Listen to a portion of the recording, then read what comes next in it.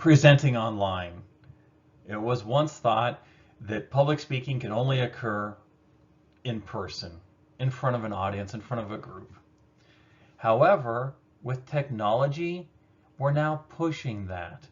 We are no longer just publicly speaking in a room, in a classroom, in an office. Instead, we're meeting up via Zoom meetings. We're recording our speeches and posting them to YouTube.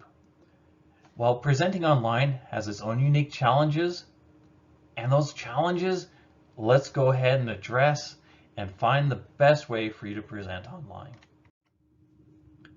What we want to talk about in this exploration is the kind of speeches that are given online. The guidelines for these speeches, technology, and backing things up. As we mentioned, there are two different forms of technology-driven public speaking experiences that we encounter. There's the real-time speeches. These are the speeches that are presented on Zoom, maybe on Google, perhaps another format. These are the more recent ones that we have been exploring, and they're real-time, and they have the real stress of having a live audience. Of course, these can be tricky at times, but with some preparation, you can be ready for them and be successful at them. The next is the recorded online speeches, where you record your speech, similar to as I'm doing now, and you post them somewhere, maybe on a vlog, maybe you submit them for a grade. But these speeches can still be stressful, but they offer the benefit of, if you mess up, go back and start again. Re-record it. You can edit it. You can change it. You can give your best speech possible. So these are the two types of technology-driven online speeches that you will encounter. Now there are guidelines to be successful at this. I'm going to go run through these, and then I'm also going to post some other videos for you with some helpful pointers and tips that will help you deliver well online. First is the setting. Think about presenting online as if inviting someone into your house. You have someone that's important, maybe a boss, a colleague, that comes to your house, and you're going to talk to them. You're going to have a conversation with them. Well, what type of setting are you looking for?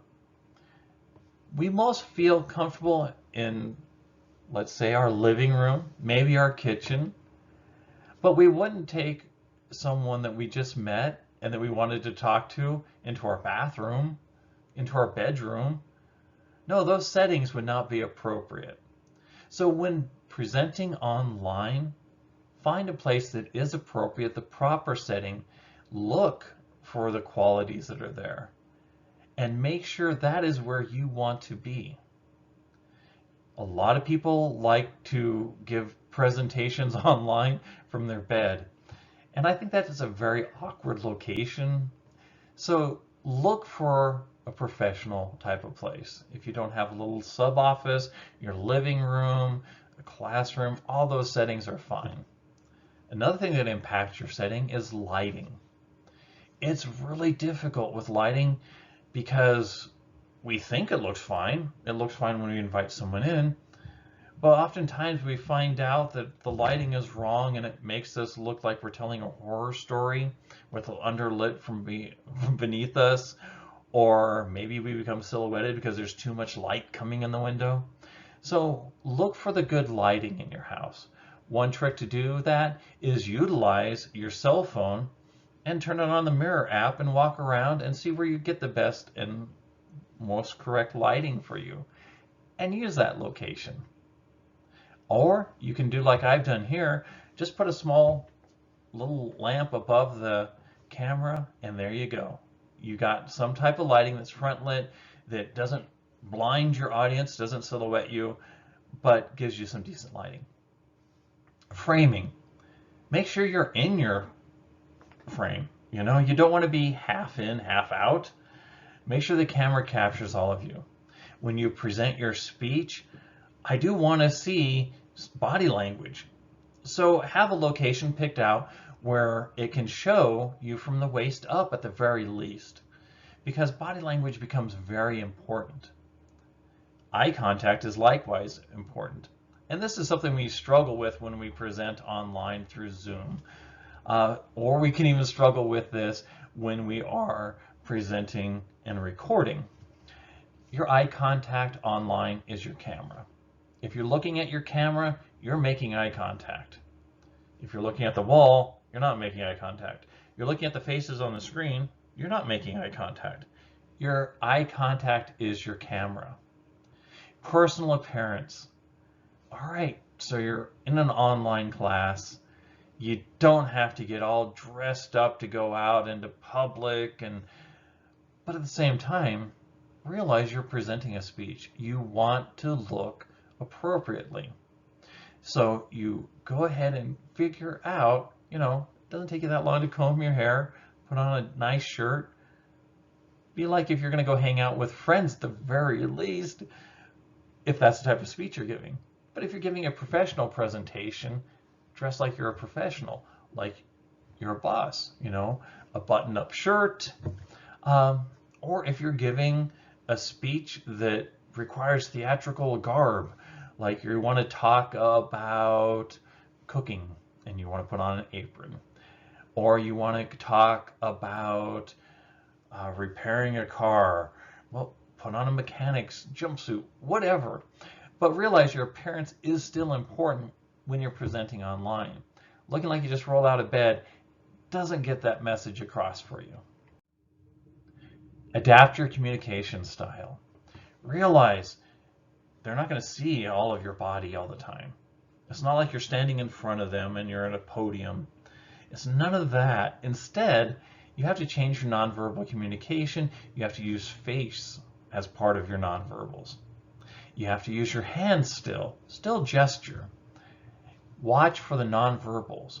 But at the same time, don't freak out your audience by getting too close or having your hand over the camera. Those type of things. Instead, modify them slightly. Adjust your pacing. You're going to have stress in your speeches, so it's going to be easy to just zoom through. And it even, oddly enough, becomes faster when you're online. You go even faster. So watch your pacing. Slow down. Make sure you're still pronouncing your words. Make sure you're still delivering your message well. And practice. That's the best way to actually increase your pacing to be appropriate to meet the time. So what you want to do is practice your speech, how you're going to deliver it, record it, watch it back, and then you know what your pacing is like. Something we're going to talk about during the semester, this is one of those hints that I have for reducing anxiety, is you're up there to bless your audience. You have something you want to tell them. You have something you want to share. And the best way to do it is to view that you are blessing your audience, you're giving them something. And that creates energy in your speech. That creates the excitement because you're not just up there to get the grade. You're not just up there to get through it. No, you're trying to share something important. So if you bless your audience, you do better. If you're trying to impress your audience, you do worse. Because you use language that you're not comfortable with, you become confusing, and you use tech lingo and you're trying to impress your audience. Very rarely do you impress them.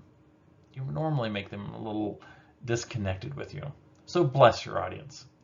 And finally, practice, practice, practice. And I don't mean practice by just reading your speech out loud. I mean practice by reading your speech out loud, moving it to the keyword outline without your full sentence outline, delivering it, and then actually delivering it in the manner that you're going to, whether it's recording it or presenting it to friends. But practice, practice, practice will help you adapt your communication to meet the online world. Technology.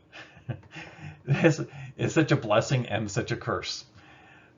It seems like whenever you need something to work, it breaks down, and that's okay.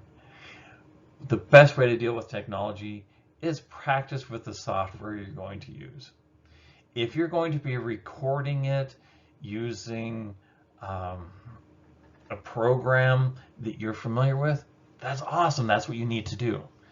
Don't always look for the newer program, because the new one, yeah, might have new bells and whistles, but if you're not familiar with it, you're more likely to mess it up. So practice with the software you're going to use, get to know it, play with it, explore it. If you're going to be presenting on Zoom, know what button you push to share. If you're going to be recording in PowerPoint, play with it. Practice recording on PowerPoint. Sometimes if you mess something up, that's the best way to figure it out. It might take you some time. You may erase your entire speech and have to go back and do it again, but don't chalk that up as a failure. Look at it as an extra practice of your speech, as well as you learn how to utilize the tools. And if it really doesn't work, use tech support. At Front Range Community College, we utilize Wooja as one of our recording programs. If you have trouble with that, you can contact tech support for Front Range Community College, and guess what? They'll help you. They know the program. We also have Zoom accounts, so if you're having trouble with Zoom, they can help you. So tech support is your friend. You can find it on Desire to Learn webpage. It's one of the drop-down menus. Matter of fact, you should have found that in the day one quiz. And always have a backup plan. If something fails, what can you do? All right, my laptop goes down. How am I going to present? How will I get this information out there? Well, how you can do that is several ways. Can you call in on your cell phone? Can you utilize someone's PC? So have a backup plan just in case if something doesn't work.